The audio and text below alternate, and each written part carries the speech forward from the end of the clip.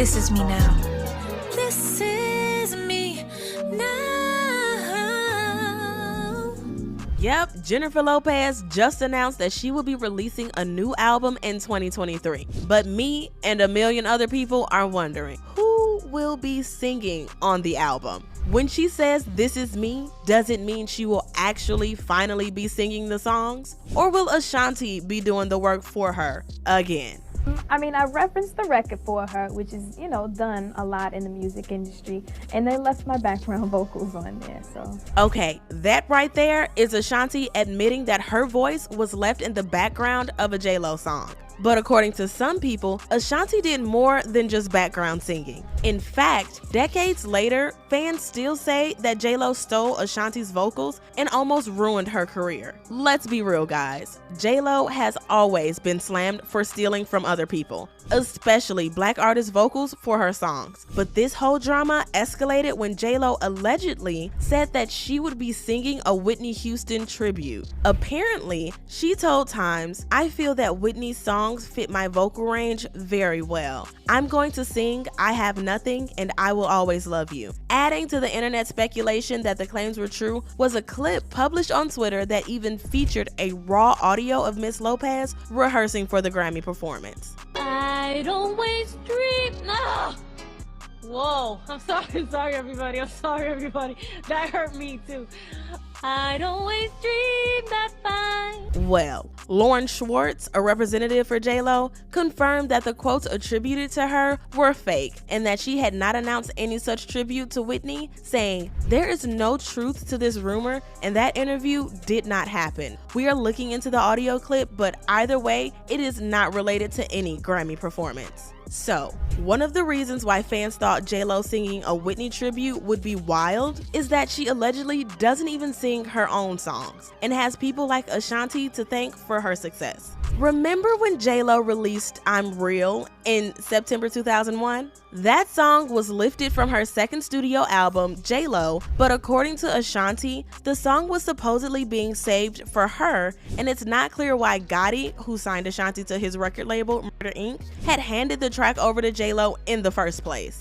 The track was even already recorded and mixed with Ashanti's vocals, which is why you still hear her in the background in J-Lo's version. For her part, Ashanti opened up about that incident, saying, It was a bittersweet because I was really excited because it was J-Lo, you know what I mean? But I was so mad at Irv because I was like, I wanted that record. Also, after the success of I'm Real, Ashanti returned once again to write entirely new lyrics over a brand new beat for J-Lo for Ain't It Funny. She actually wrote the song, sang the chorus, and added ad-libs like she did for I'm Real, and also made a cameo in the music video. Y'all, in case you need more convincing that J-Lo took Ashanti's projects, Fat Joe once spilled that J-Lo almost took What's Love from Ashanti. Irv and Ja had called me and they woke me up like 3 in the morning and they said, "Yo, come down. We made a song for you."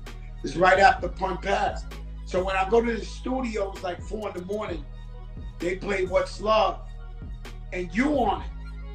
And they was telling me, "Yo, this is for you and J-Lo. We want the Latinos on this." Whew, thank God Ashanti had Fat Joe in her corner, because he was like, nope. Ashanti sounds amazing. We are not replacing her with nobody. It's how Ashanti doesn't get enough credit for her work for me. And more than 2 decades later, she actually opened up about how it felt not being given credit for her work. She said during an interview with Metro UK, "You should always care about credit for what you do, regardless of what industry you're in. It's really important to give credit, especially nowadays because things are so smoke and mirrors. It's not that it's frustrating. The word has been getting out there over the past couple of years, and I'm grateful. So a lot of people know, and they were surprised. But it's more of a, yeah, grateful that you know." In the interview, she also talked about the emotions she went through when everything was going down, adding, "It's weird because obviously you get frustrated for not getting credit or not being properly labeled, but then that turns into something you get admired for." Well, even though she talked about the importance of getting credit, I still think the difference between their careers is that J-Lo's career skyrocketed, whereas Ashanti's kind of stalled out. And a lot of people agree. Like one person who wrote, "J-Lo is a thief, point blank, period.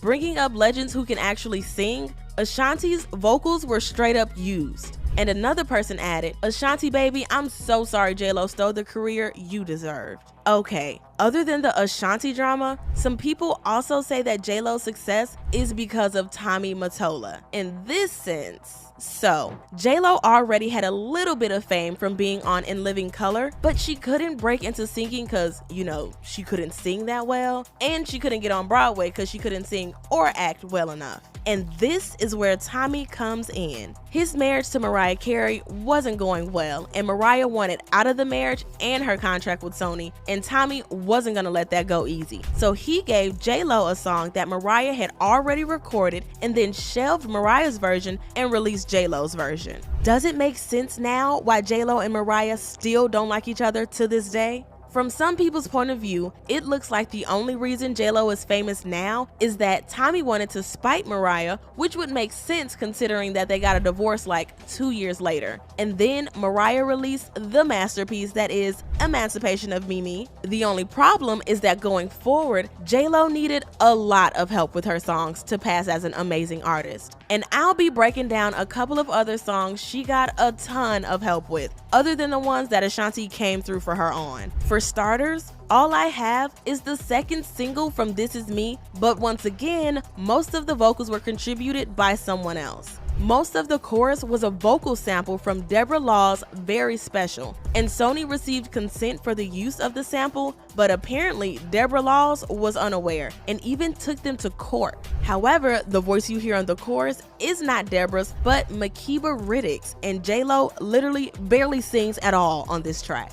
The one that shocked a lot of people, including me, is Jenny from the Block. This song is such a trademark J-Lo song that it's hard to think of anyone else singing it. But believe it or not, someone else actually has been the entire time. The voice on the single belonged to Natasha Ramos and was used after she demoed the track for Miss Lopez. Natasha's voice shares a striking resemblance to J-Lo's, so if the demo hadn't leaked, no one would have noticed that she actually sings the entire chorus and the bridge. Speaking of Natasha, she also contributed her vocals to the chorus of I'm Glad, and her vocals are also pretty prominent on Loving You. And here's another bombshell. Ride or Die was written and sang by Brandy. The song was intended for Brandy's Aphrodisiac album, but after multiple delays, it was passed to J-Lo for her Rebirth album. Apparently, J-Lo couldn't find the time to record vocals for the entire song, and Brandy's voice is still very much so present throughout the chorus and backing vocals. Oh, it goes on.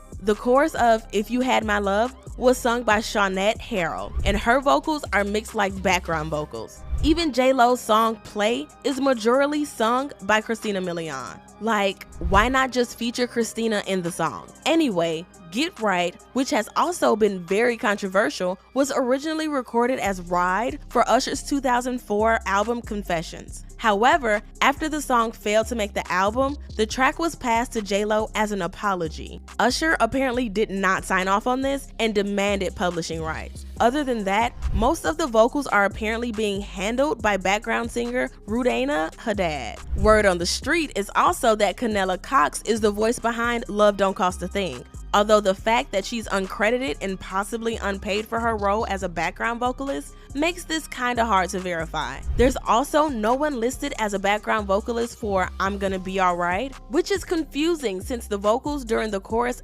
definitely aren't J-Lo's. Well, a lot of people still feel like out of all of the people in J-Lo's songs, Ashanti was used the most, and it's not fair at all. However, some also say that if Ashanti is really that good and the one behind J-Lo's success, why isn't she a bigger artist? But where do you stand on all of this? Do you think J-Lo stood in the way of Ashanti's career? Let me know in the comment section below. And if you like this video, make sure to check out this next one.